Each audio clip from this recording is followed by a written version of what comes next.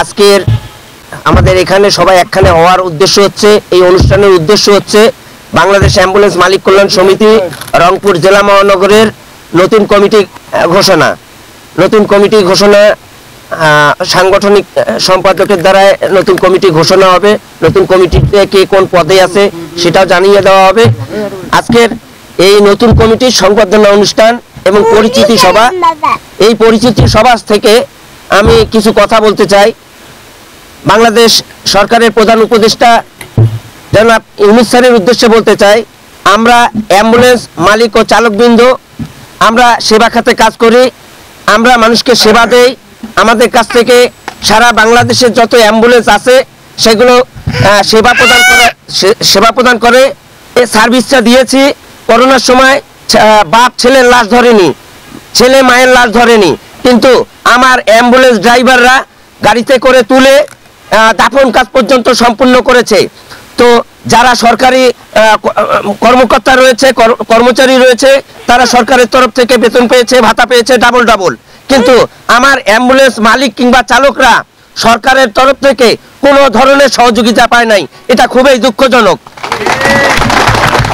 তো আমি এই সংবর্ধনা অনুষ্ঠান থেকে, এই পরিচিতি সভা থেকে জানিয়ে দিতে চাই যে আগামীতে বাংলাদেশ অ্যাম্বুলেন্স মালিক কল্যাণ সমিতির নেতৃবৃন্দ কিংবা সারা বাংলাদেশের অ্যাম্বুলেন্স মালিকদের একটাই দাবি, বাণিজ্যিক রেজিস্ট্রেশন।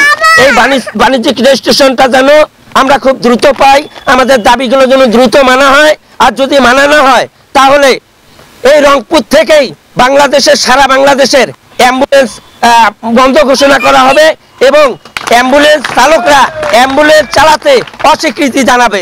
বিগত দিনে অ্যাম্বুলেন্সের সিন্ডিকেট ছিল হয়তোবা, এটা অস্বীকার করার কিছু নয়। বর্তমান 5ই আগস্টের পর আমার অ্যাম্বুলেন্স, আমার রংপুর মেডিকেলে কোনো সিন্ডিকেট নাই, এটা আমি জোর গলায় বলতে পারবো।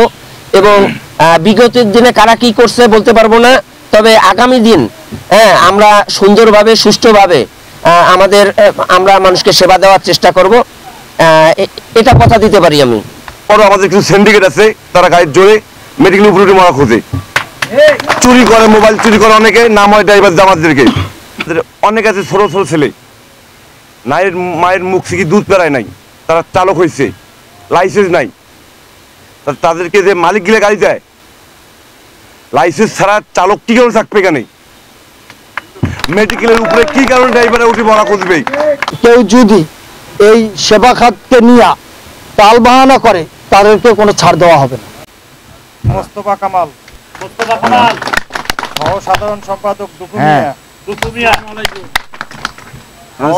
সম্পাদক রফিকুল ইসলাম তুহিন, তারিকুল ইসলাম তারেক, সভাপতি বাংলাদেশ অ্যাম্বুলেন্স মালিক কল্যাণ সমিতি।